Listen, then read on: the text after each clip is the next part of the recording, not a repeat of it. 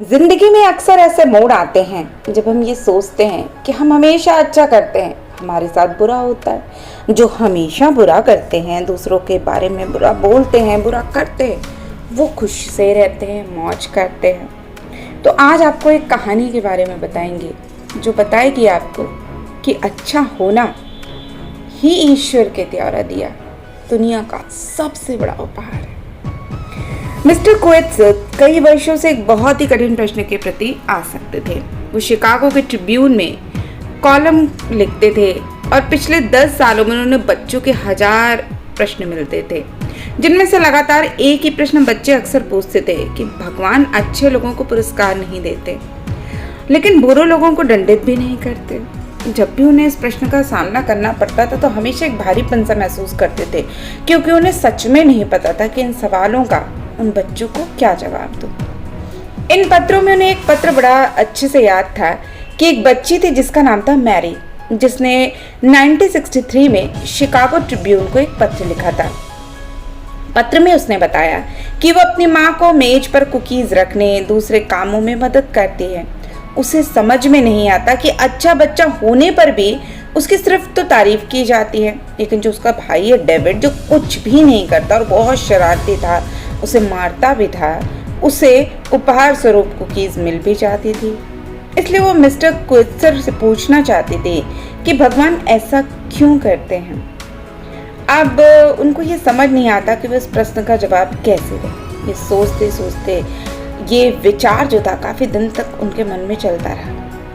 कुछ दिनों के बाद उनके एक दोस्त उन्हें शादी में आमंत्रित किया।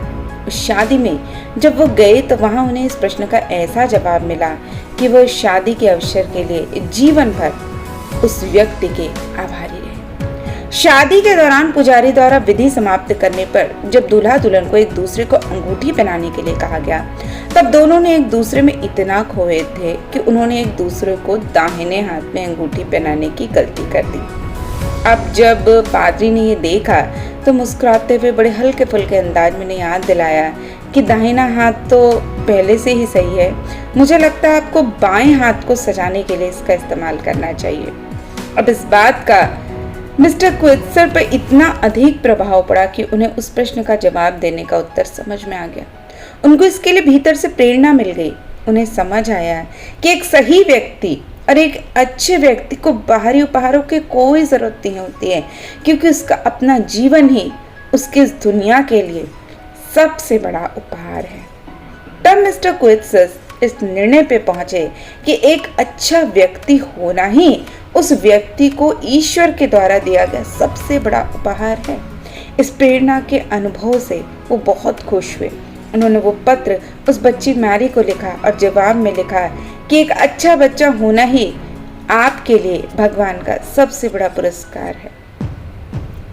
शिकागो ट्रिब्यून में इस पत्र के प्रकाशित होने के कुछ ही समय बाद अमेरिका और यूरोप के 1000 से अधिक समाचार पत्रों ने इसे फिर से प्रकाशित किया और उसके बाद इसे हर साल बच्चों के उत्सव के दौरान प्रकाशित किया जाता है।